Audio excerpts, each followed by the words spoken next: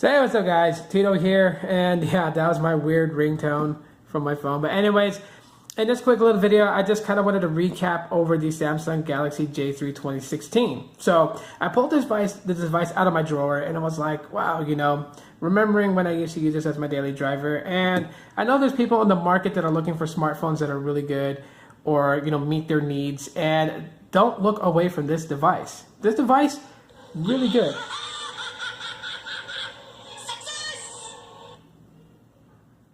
So, I'm getting a bunch of notifications right now. I'm sorry about that. But anyways, yeah, so one of the things that, I wanted to tell you guys about is obviously, for what you will get with this device. Because I'm thinking right now, if you were to look for this device online, you probably would get it maybe like at $40 or less. First off, I'm going to go on record and say this. This phone, the J3 2016, to me spanks the J3 Emerge. The Emerge just has so many problems with it. And I'm thinking that this phone comes from an era in time. This particular one, the J3 2016, comes from an era in time where OEMs actually gave a damn about budget and mid-range devices.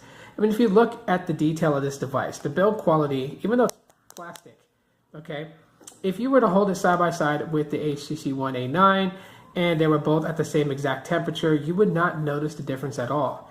You would think this was made of aluminum, such as the A9, but it's not. The screen, check out that screen. And I chose this theme because this theme has a lot of colors, and I just really wanted to showcase what the screen would look like with all these colors here. You guys can get a good representation of the color reproduction. And I gotta say, the screen is really good for what it is, okay?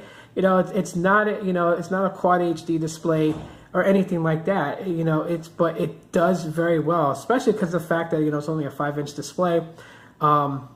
It doesn't need a whole lot for the display to look pretty good. And the coolest thing ever is the fact that it's got an outdoor mode. So when you're outdoors, you can get more lighting for you to see your screen, obviously.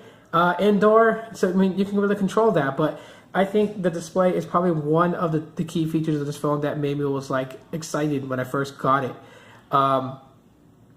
So another really cool thing about this device is the cameras. Now, there are some ups and downs when it comes to the cameras. I'm going to show you guys that right now. So here's the rear camera. It's a 5 megapixel shooter, and it does pretty good for what it is. Now the cool thing about it is that it does have the ability to switch between a 4:3 aspect ratio or a 16:9.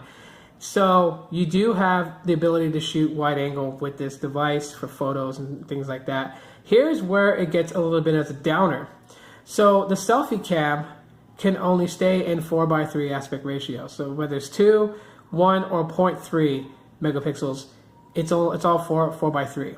So that's kind of a bummer. You don't get a wide angle selfie cam. But I have seen a lot of 2 megapixel shooters, and this one kills them all. In my opinion, it kills them all. Okay, if you guys can see me, right? And you see the colors, you see the color representation, you can visibly see me on the camera. I've seen 2 megapixel front-facing shooters that it gets grainy, it gets dark, even if there's like an ample amount of outside light shooting in from the window, okay? It would still look grainy, fuzzy, and dark.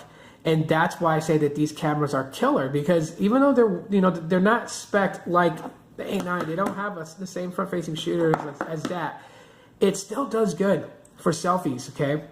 It still does really good. And that's what matters to me, is that can you visibly see the oranges? Can you see the blues? Can you see the blacks? Can you see my skin tone? Can you see what I'm shooting with? Can you see the lettering of my tripod stand? All those things you can see. And that's coming from a 2 megapixel front camera. There's not a lot of good 2 megapixel front facing shooters, so that's very rare to see in a phone.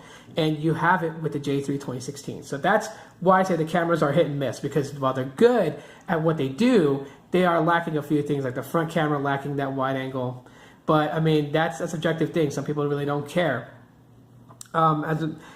Another thing here is, that makes me frown about it, and this is on Samsung. This has nothing to do with the phone. Is the fact that Samsung did not feel the need to update this device from Lollipop. So it's still running 5.1.1 Lollipop, and I know that there's other variants of this device that's running Marshmallow. So that's the sad thing about it, is that they didn't feel the need to provide this device to have Marshmallow. It still runs Lollipop. I made it past 1. All right, so you guys get the gist of it. That's something that I think that, you know, that Samsung could have really done and would have been really good for this phone, was bring it up to Marshmallow at least. If it brought it up to Lollipop like it did with the J7 2015, that would have been super dope. But they decided not to. It's gotten some security patches. Let me go back in there and see, because I had taken like 2 software updates. So let's see, January 1st, 2018 was the last security patch. Other than that, it really hasn't had any, you know, any love from Samsung, which is sad, because this is a phenomenally good phone. Last thing is that this device is global. You can use it internationally, and it does have a removable battery. That's super cool. So you can buy an additional battery. You can swap out batteries when you're needing to. There's no need to carry a power bank if you don't need one. Here's a squawk box back here. Here's a flash. SD card and SIM card is stackable, and then you have your antenna bands right there. So that is something that, you know, you don't see a lot of, and that's why I said that this phone comes from an era where OEMs actually cared about their mid-range and their budget devices. Today, it just almost seems like that they just want to throw devices together just to get them out with the latest version of Android and take your money. That's what it really feels like. When you look at the J3 2016, you can tell that Samsung paid attention to detail and really actually gave a damn about the phone, how it was going to feel in the hands, how it was going, you know, how it was built, the display, how were you going to visibly see things on here. I mean, it just looks really, really good. And yeah, it doesn't have a fingerprint reader. Okay, big deal. And so it has capacitive buttons rather than on-screen navigation to buttons. Those things are subjective, but the experience with this, you know, if you pick it up for 30 bucks, 40 bucks, it's gonna give you a good experience so far. I mean, text messaging, audio quality, all that stuff is really good. Being able to, you know, download applications, it's got 16 gigs of onboard storage, so you're not gonna get 32 gigs, but you'll be able to get down the basic applications that most people use nowadays, and, you know, some games to play along with it, like you can download some games.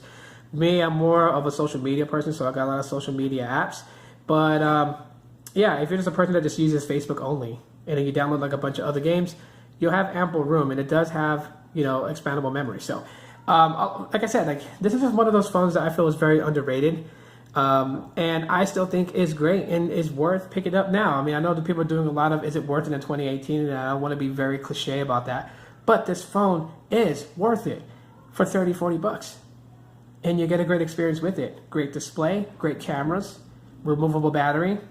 Hey, you know, as long as you're not picking, you're not expecting flagship specs packed into a budget device, because that's crazy if you think that that's how budget devices should be. But anyways, yeah, so just a little recap of the J3 2016 for Boost Mobile.